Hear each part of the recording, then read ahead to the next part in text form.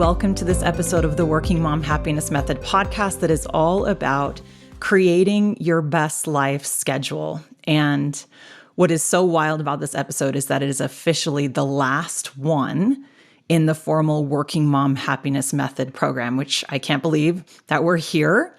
And for those of you who've been listening real time, first of all, thank you. I get so many messages at this point about people listening and it resonating with them. And that's why I do it. So I'm so excited. So send me your messages. I love hearing them. Most people message me on Instagram. You can find me on Instagram at Katy Blummer, KatyBlommer.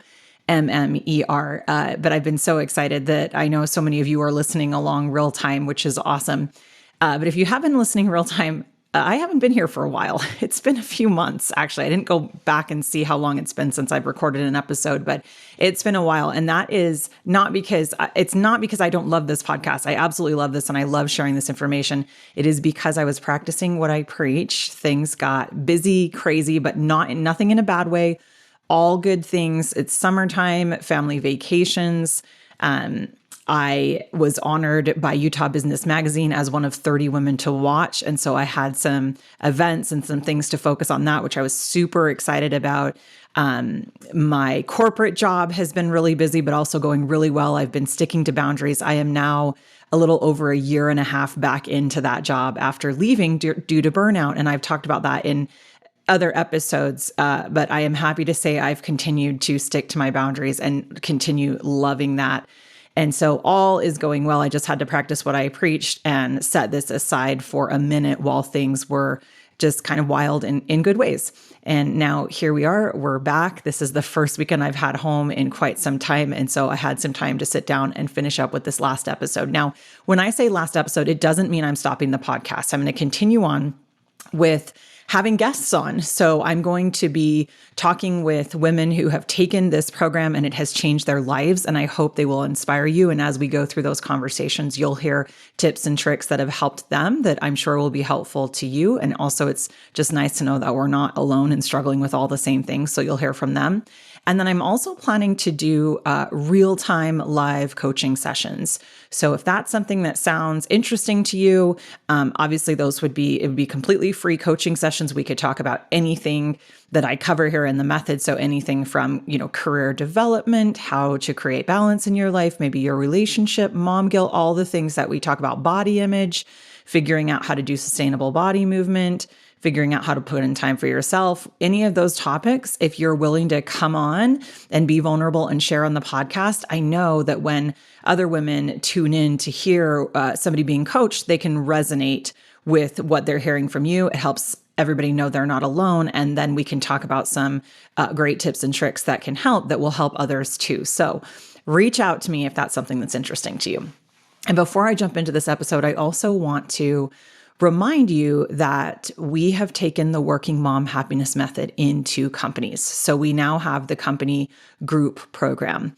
And it can go into any company. So basically what it is the company pays for its working mom employees to take this program as a structured 10-week course in a group. And it can be 5 people or more. So 5 up to, there really is no cap. It could be 500 people. It's just up to the company if they want to do it in a smaller, more intimate setting or in a larger one to just help a larger number of employees. So reach out to me if you are either a company decision maker who's interested in that, or if you work for a company that you would like to bring it in. I actually on my website have an email you could send to whatever group, whether it's your HR, your diversity, equity, inclusion group, whatever group at your company would be making these decisions. I have already like a canned email you can send to them with information about the program and details about how it works. And that's at womensbestlifeuniversity.com, which is my website. And I will link that specific page in these show notes for you if that's something you want to reach out to your company to see if they would be interested in bringing it in. All right, great. So let's jump into the very last episode of the Working Mom Happiness Method. And I want to call out too that everything we've learned starting from episode number 1, it all sort of culminates into creating your best life schedule. Okay. Everything that you've learned. And if I could narrow down the most important components or pieces of the Working Mom Happiness Method. They're all important, but the most important and critical ones are, number one, creating that best life master plan, right? So I know a lot of you have been on since the very beginning. And if you haven't done that, I would highly recommend going back and starting from the beginning and listening in order. There's homework and you create this document. And that's one of the most important things is to create that best life master plan document. And then the second most important thing is the morning routine. That's episode number 12. So you can go back and check it out. You want to have that best life master plan document completed in order to read it every morning in the morning routine. Okay. And then the third most important thing is going to be this schedule, creating the schedule and then looking at it every week. And we're going to talk all about that. That's what this episode is all about. So we're going to cover today in this episode is we're going to talk about your list of items to schedule, the 15-hour day, because that's how many hours I'm giving you in any given day to schedule and get your things done and take care of yourself, all the things, we'll talk about it. We're going to cover where to begin, planning your work week and your day, and then ultimately creating the schedule and what that will look like. And then I'm going to end with the very most important thing about creating your schedule. So get excited. Here we go. Let's start with talking about the list of items to schedule. And I also should mention that this is one where you may want to have a pen and paper or something electronically where you can write things down. If not, that's fine. If you're out walking or you're listening in the car while you're driving, no big deal. You can do this later. But we are going to start with a homework assignment, which is creating your list of items to schedule. And back in the beginning in episode 3, when we started the Best Life Master Plan document, I gave you the opportunity to get a free version of my plan to use as the template for your plan. And that is still available. So if you want that, go back to episode 3, look into the show notes. You'll find a link there to get your free copy of my template. And in that template, you do see my items to schedule list. And that can be a great starting point for lots of people. And you can see examples of what I'm talking about, because we're not going to cover it in that much detail here. I'm going to go over it at a high level, but you'll see what that is in my version. And there are even things, the Best Life Master Plan that you get when you download that, I actually created it a few years ago when I first started this. And so there are even things that I've added to that sense. And so you'll, I'm sure, even make it even better than mine is, but at least it's nice to start with a little example there. Okay, so you're going to create this list and you'll see on my template, it has things you want to schedule annually. So once a year, things you want to do twice a year, things you want to do quarterly, monthly, weekly, and daily. You're going to write those down. And so some examples off of mine that I'm looking at right now. So annually, I have like doctor's appointments, like my mole check, mammogram, gynecologist, doctor appointments for the kids. We plan our vacations for the year annually. So those are just a couple of examples of annual things on mine. And then twice a year, I have things like go through the house and get rid of things we don't love, clean and organize the garage, get the windows clean and organize the closets, dentist appointments, that sort of thing. Quarterly, one of the things I have on my quarterly list is review and update all my Best Life Master Plan goals, because that's a dynamic document. Every quarter, we're supposed to be going in and updating all the goals in there, right? And the other documents too. Boundaries can change over time. All the things can change. Affirmations. Our values don't change as often, but values can reprioritize at different times in your life, which we talked about earlier on in the program, right? So those things you can look at as well on a quarterly basis.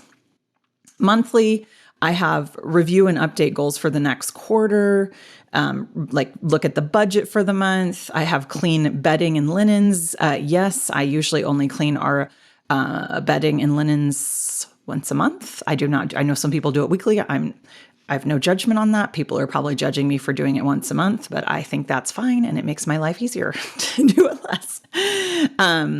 I have things like 2 date nights, friend or extended family time, and then weekly.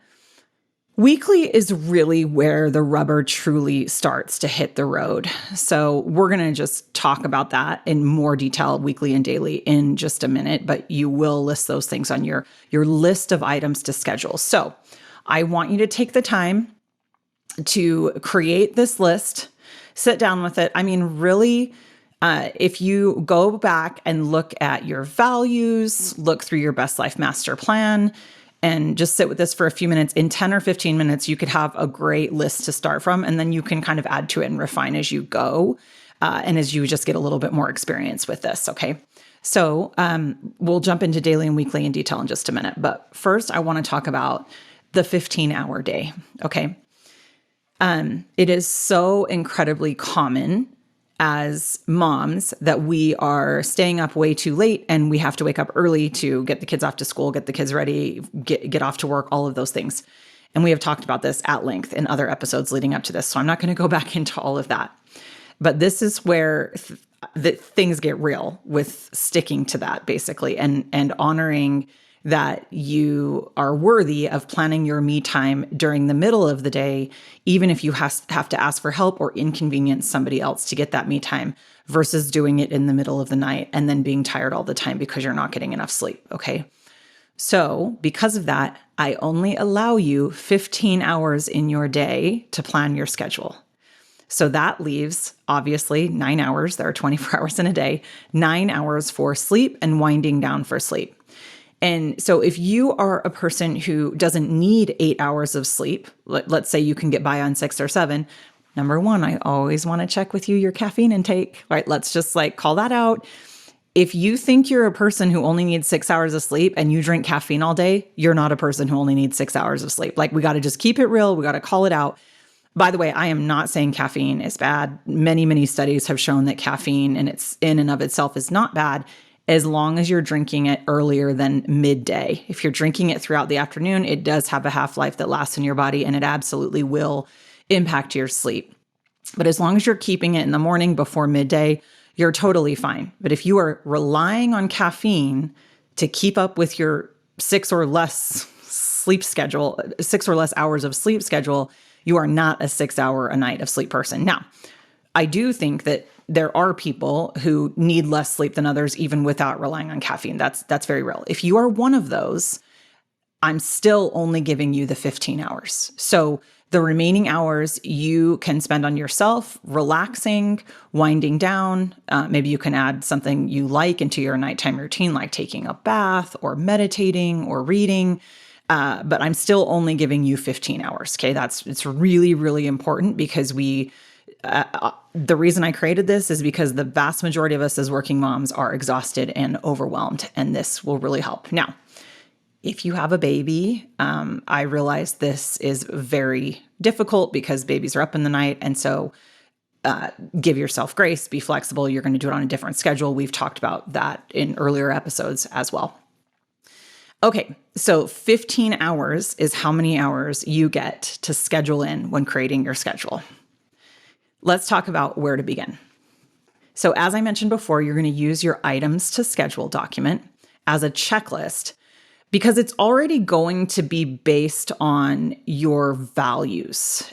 Because what I want you to do is I want you to go back through all the notes you've taken as you've gone through the program and the homework where you wrote down pleasure activities. Remember when we talked about thinking through what activities do you just enjoy and like doing? Because as we start adulting, right, our lives get very routine and monotonous and we lose those joyful activities. So at one point, as you went through the episodes, you wrote down your just pleasure activities. And so we gave some examples, right? They don't have to be big things where you leave the house. They can, but it could be simple as, one woman who took the program just really likes to take some time to put together a puzzle. So she planned time in that. And then another woman used to love to paint and hadn't done it in years and actually just set up a little easel and a little paint area in her home and started painting again and loved that. So those are just to remind you of what we talked about when we went through that before. But you have your list of pleasure activities. We talked about tracking your energy in the episode that was all about how to protect your energy and knowing what times of day you're more energized versus less energized and scheduling accordingly or scheduling things according to throughout your day and your month when you're more energized versus less energized. We talked about tracking your menstrual cycle and understanding and having on your calendar what days are sort of your worst days from a PMS perspective and planning to take it easy on those days, or if you do absolutely have to do something hard and stressful on that day for some sort of life or work reason, making sure you have time to recover in there, just really being very deliberate about all of these things. And the other reason, so those are all related to your values and your Best Life Master Plan document as you've thought through very deliberately as you've gone through this course. So that's going to be really important in creating your schedule. This is very different than any time in your life you have ever created a schedule. It's very deep. It's very thoughtful. If you've gone through the whole program, which I highly recommend, you've put a lot of time and effort into aligning this with your values and how you want to spend your time, because that is one of the main components of happiness, right? Is that we are spending our time in ways that is aligned with our values. And that's what creating this schedule is all about. It's so hugely important for happiness. And that's what we're trying to do here, is align it with all those things that we know are going to bring more joy and happiness, and also with our goals. We went through a lot of work in the beginning of the program to come up with our goals, and we're going to schedule time in for those. Okay. So where to begin? You're going to look at your list of items to schedule. Okay. And you're going to start with, so after you do that, you're going to start to plan your schedule around so if we're looking at the weekly schedule, so basically the way that you're going to do this is every Sunday, I recommend Sunday. Sometimes Monday mornings work better for people. That's fine. Find what works best for you and your rhythm. Sunday tends to be the best time, especially for the most of us who work a traditional Monday to Friday work schedule. But find out what works best for you. And you're going to start with the items that are already scheduled. So for example, your work hours. Okay, so when you think about a 15-hour weekday, for most of us, 8 of those or more of those hours are going to be scheduled for work. And we don't really have a choice about that if we want to keep our job, right? So we're going to start with the things where we don't have a choice. So for example, like if your kids are in sports, they have practice times or game times that you're going to have to take them to, or you're going to have to go. I shouldn't say have to. A lot of us enjoy watching our kids play sports. I actually enjoy it. But when I say have to, I mean, there's a time set for that. And either you have to do it or you have to find somebody else to do it at that time, right? So we're going to start with things, appointments. If you have a doctor's appointment or a dentist appointment that you cannot change the time of, you don't have control over the times of, right? As we look at the week, and we're going to schedule those things in first. Okay. And then around those times, we're going to schedule around those times the items that you worked in your homework that I just talked about, like the pleasure activities, that sort of thing. What do you want to do for your me time throughout the week? And you're going to schedule those in. And that, I cannot emphasize how important that is. You might think that sounds silly. You might think I'm never, ever going to do that. It is so incredibly important to deliberately schedule in your me time for yourself during the day. So if you're somebody who tends to only watch your TV or read your book or whatever you like to do to wind down for bed, or not even for bed, whatever you just like to do for yourself to just take a mental break and just relax. If you're somebody who you have found yourself doing that after everybody goes to bed and then you're staying up too late and not getting enough sleep, you are worth it to schedule that in during the day, during waking hours. And that way you can just take a little bit of wind down time at night and go to bed on time because you don't feel so deprived of time for yourself. Now, this is a lot easier said than done. And we talked about this back in like the mom guilt and the protecting your energy. I've touched on it in multiple episodes, so I'm not going to go as deep on it here. But you are worth it, even if it means asking for help or spending some money to get a babysitter, or asking your husband to take the kids, if you have little kids, while you scroll Instagram for 30 minutes. You're worth it. And society has taught us that that is stupid and it's a waste of time, and that our value and our worth comes from serving all those around us. But the reality is you're going to do it anyway later that night and lose sleep over it. So you want to do it. It's helping you process stress in some way, or it's helping you to wind down, or it's some sort of me time. And by the way, it doesn't have to equal scrolling Instagram. I'm just giving a common, I couldn't think of the word, a common example of, something that a lot of us do. schedule it in for yourself. And it doesn't have to be every single day. I mean, ideally, I would like you to schedule in some me time every single day, but let's baby step into this. It can be a few times a week. Okay. So you're going to do your me time. Then you're going to figure out what activities make sense for family and relationship connection time. Okay. So you can see a theme here. We're starting with things that sort of have to be on the schedule, but then the next thing is us. Pleasure activities, me time. How do I work that in? Then we're going to time with family and relationship connection. And that's like pretty challenging to our subconscious programming there, because society would have taught us our whole lives that we should put our relationship connection and time with our kids first. And that is absolutely not the case, not true. We have got to start putting ourselves first. So we're putting your me time and your pleasure activities first, and then you're going to time with family and relationship connection time if you're in a romantic relationship. Okay, after that, you're going to look at your list of goals. So you're going to take your Best Life Master Plan and look at your list of goals for the quarter, and then you're going to schedule in 2 to 3, 10 to 15-minute slots that week to work on your goals. And we talked about this back when we talked about goals. The way to achieve your goals is by breaking them into the next 10 to 15-minute activity to get towards meeting that goal. And so you're going to schedule those in 2 to 3 times a week. Could be 15 minutes on your lunch hour at work. That way you won't be interrupted by kids if it's just something you need to like look up online or Google to start. But that's the next thing you're going to do, and you got to make sure you get those on. Okay, and then after goals, you're going to go back, because in I can't remember if it was 1 episode ago or 2 episodes ago, we talked about cleaning, laundry, yard work, grocery shopping, meal planning, all of those things. We got really sort of tactical, and you thought about how many times a week you want to do those things, who's going to do them, all that good stuff. So whatever you decided there, you're going to schedule in next into that 15-hour a day schedule. Okay. Now, super important. And we're going to talk about your workday specifically in just a minute. Right now, we just sort of glossed over it and said it's just like a time chunk that you have to kind of plan around, right? But remember, you can use your lunch hour or breaks at work to knock out little pieces of goals, because my favorite saying, small, consistent actions done over long periods of time will change your life, and they will help you to achieve your goals.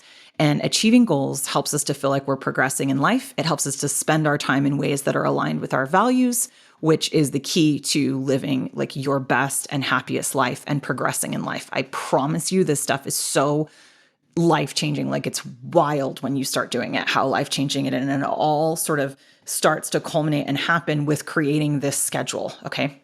And notice how I said creating this schedule and not sticking to it. And we're going to talk about that more in just a minute. But creating this schedule is where it all starts to come together, and you start achieving those goals little by little. And it is so invigorating. And I just get so excited and passionate, because I promise you it will change your life. Like, if you trust it, even though you don't want to do it and it sounds dumb, it will change your life. Like, really. I cannot stress it enough. Okay. So you've got your cleaning, your laundry, your yard work, your grocery shopping, your meal planning, all that stuff. Like, you've got that baked in now. Okay. And now this is really, really important. So after you have all of this stuff in, and for most of us, it's going to take up like all of the hours for the most part. By the way, I also like doing, like, if you can get in a decent chunk of some kind of me time or family activity. If family activity sounds horrible to you, don't make it be a family activity. Make it be me time. Like a bigger chunk on one of the weekend days or one of the days you have off. That's great too. I highly recommend that. But for your me times, they can just be like 30 minutes, 1 hour, right? You don't have to make them on regular sort of weekdays that long. But if you can do a longer chunk on the weekend, that's like amazing and even better. But you don't have to. It can be small and baby steps, and that's totally fine too. Then once you've sort of got it just like roughly laid out, you have to ask, where can or should I ask for help? I don't love shoulds. I try to avoid shoulds, I'm air quoting, shoulds as much as I can in life, but this is one that I believe in. You should be asking for help more than you are. So when you look at your schedule and it feels completely overwhelming and there's too much to do and all the hours are taken and packed, I want you to go in and look at the items that you can ask somebody else to do for you. Okay. And this applies to your workday as well. We're going to talk about that in a minute. But think about it now outside of your workday. Do you ask your spouse to do something for you, even if they're going to be frustrated and think it's dumb? You go back and listen to the relationship episode, how to ask, how to speak to them in a way that will help to get your needs met. If your spouse simply can't do it, maybe you don't have a spouse, maybe your spouse is working all the time, maybe they're just not going to do it. Can you ask a friend? Can you ask a neighbor? We avoid at all costs inconveniencing people who love us because society has taught us that our value and worth is rooted in serving all those around us, which quite frankly is BS. We are valuable even if we do nothing. People who love us will still love us even if we do nothing. That is very real. But we avoid it at all costs, and we should stop doing that because the truth is we want to help the people we love. We genuinely mean that. We want to help them and support them, and they feel that way about us, and we should take them up on it in order to get our me time in and do things that we think are silly little things like watch a show or scroll social media. And I know that like you're listening and you're probably thinking that's ridiculous and I would never do that. Let's just say your ultimate goal is to get to a point where you value yourself enough and you believe in yourself enough that you would do that. That you would call your neighbor and say, hey, can you take the kids? Or maybe you don't have a neighbor who you're that friendly with. That's probably rare these days. I don't actually, but a friend or somebody close by, or maybe your mom or your dad or your husband to take the kids so you could watch a show. That's all. That's all you're going to do. You're just going to lay in your bed and watch a show for 30 minutes or an hour. That should be your ultimate goal. And I promise you that when you get to that point, you're going to be living your freaking best life. I promise. It really does work that way. It's just so terrifying for us to get over societal subconscious programs that have taught us that's crazy and we're not worth it. But you are. You're absolutely worth that. So pause and always, every week, ask, where can and should I ask for help? Okay. All right, let's get into planning your workday. So again, same thing. On Sunday night, you're going to look at your week. So this time you're just looking specifically at your work calendar and what's coming up. What's the schedule? What things do you have going on? How is it going to impact your energy? Do you have a big stressful presentation or meeting coming up? If so, what time do you need to block out before that to prepare for it? How is that going to suck your energy? What do you have going on later that night after you're exhausted from doing it? You don't want to plan some sort of big social activity the night of when that day you have something big and stressful and exhausting, because all you're going to want to go home, all you're going to want to do after that exhausting event at work is go home and take off your bra and get in your bed and watch Netflix. Like, know yourself, right? Know yourself. Now, if that's not you and you're energized by a big presentation at work, awesome. Like, go out with the people, or if you are energized by going out with people that energizes you, do it. But all I'm saying is like, know yourself.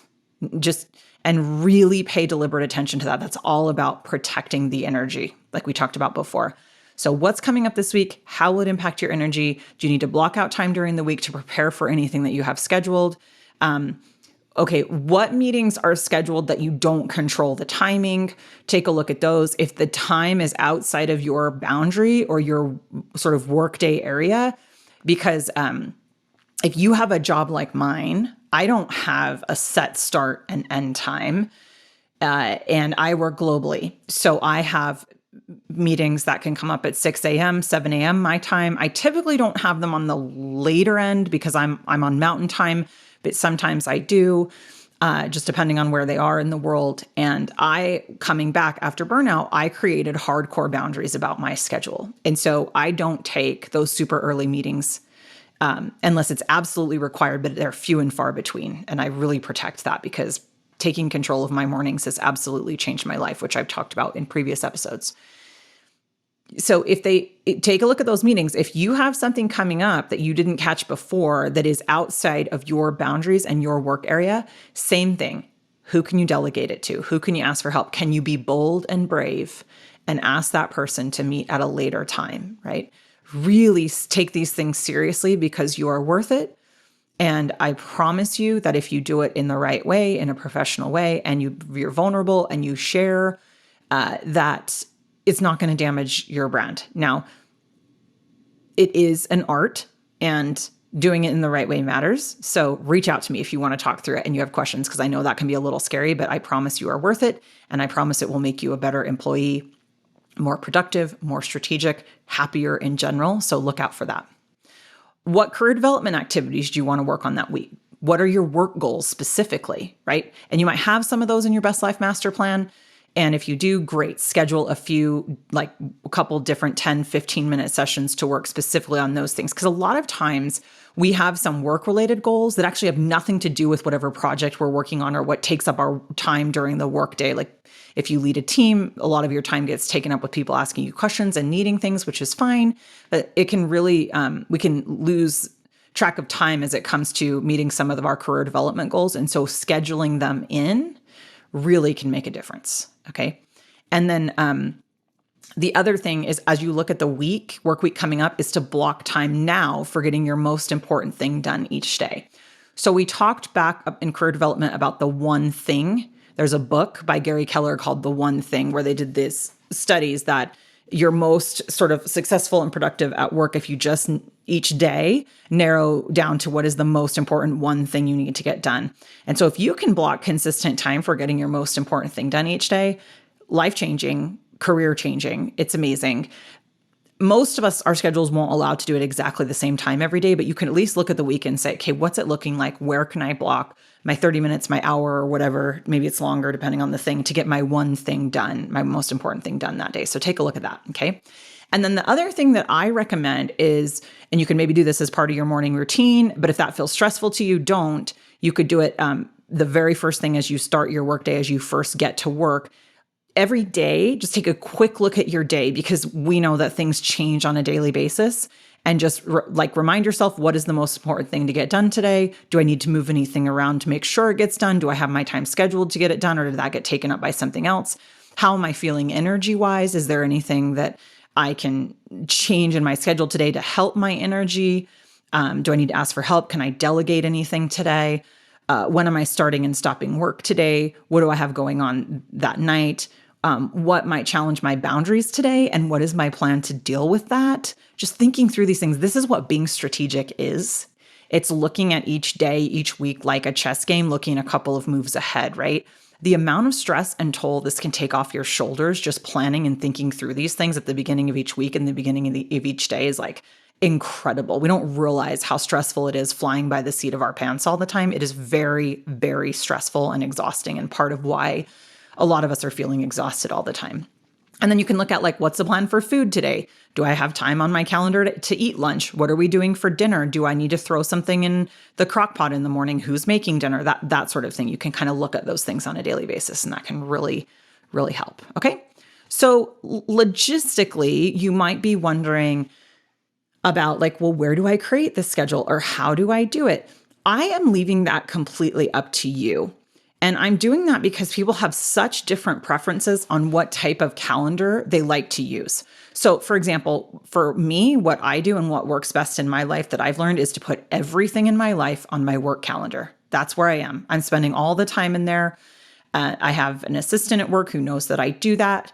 And it's just where if I put things on a different calendar than my work calendar, I'll miss them and I won't get them done. I always think that I'll look at it, but I don't. I've tried it over the years. Or I feel like every year, when January rolls around, I see all the cute paper planners, all the ads for those.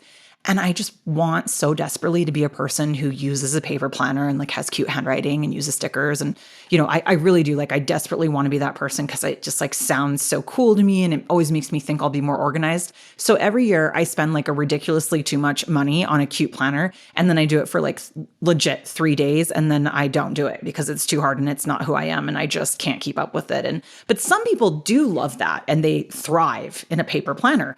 And so that's why I have totally left it up to you, but just know what works for you, be who you are, and find something that is sustainable, because this stuff is so important. Promise, it will change your life if you stick to it and if you do it. Okay. So basically what you're doing here with creating your schedule is you're choosing where and how do I want to create that schedule? Is it on a paper planner? Is it using my work electronic calendar? Is it using a work and a personal electronic calendar? Do I have one of those dry erase things up in my kitchen or whatever that I put everything there? Whatever works best for you, but figure something out, find something that's sustainable, get consistent and stick to it. So then you're going to do all the things we just talked about. You're going to sit down every Sunday or whenever works best for you, but that's what I recommend.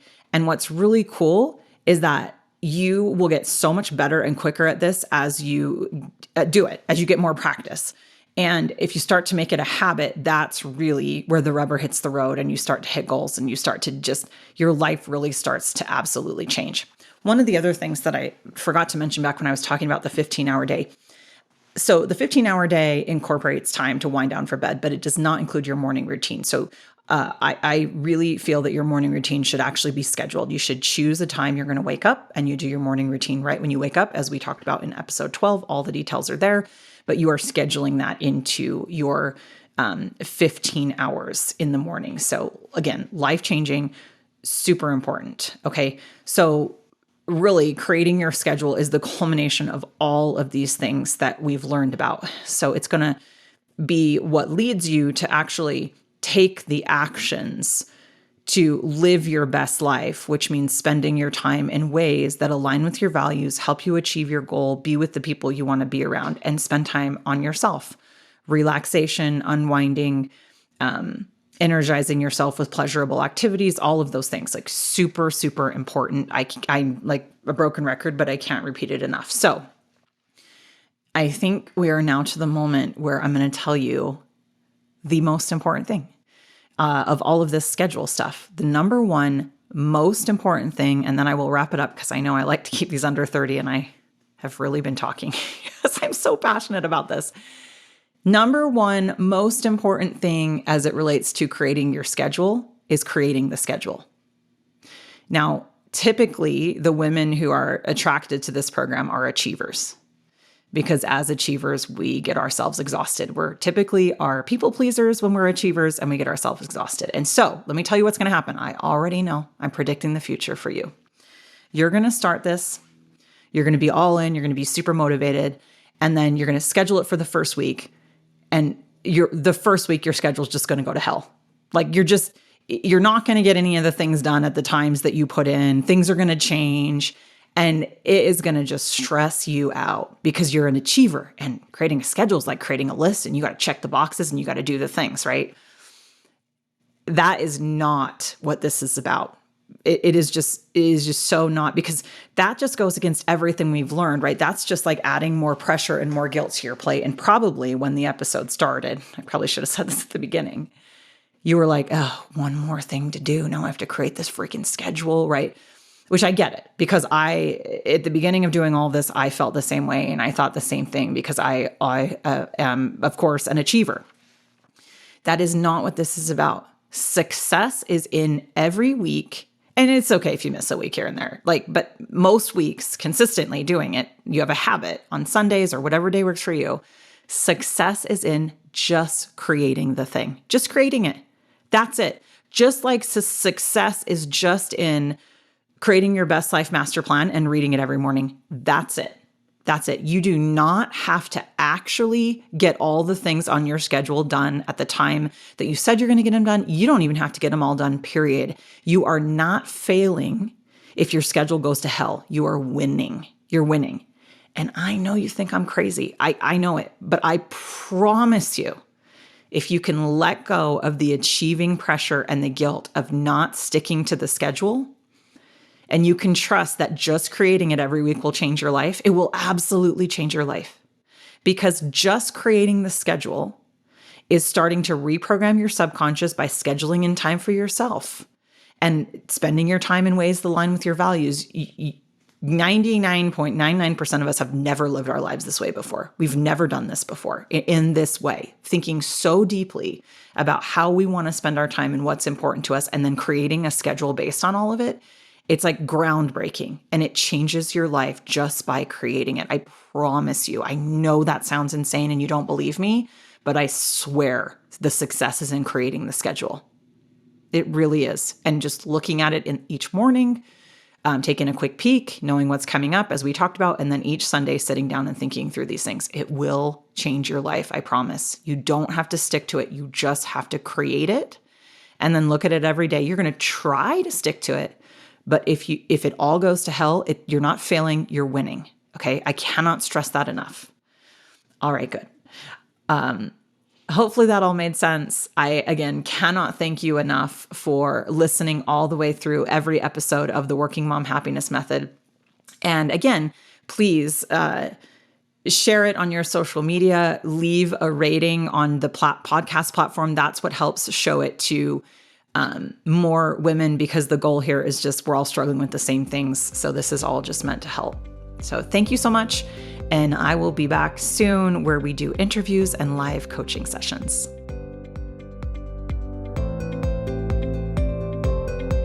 Thanks so much for listening to the Working Mom Happiness Method. If you liked what you heard, please be sure to subscribe, leave a review, and share it with others who might benefit from listening. For show notes or to enroll in the Working Mom Happiness Method coaching courses, visit www.womensbestlifeuniversity.com.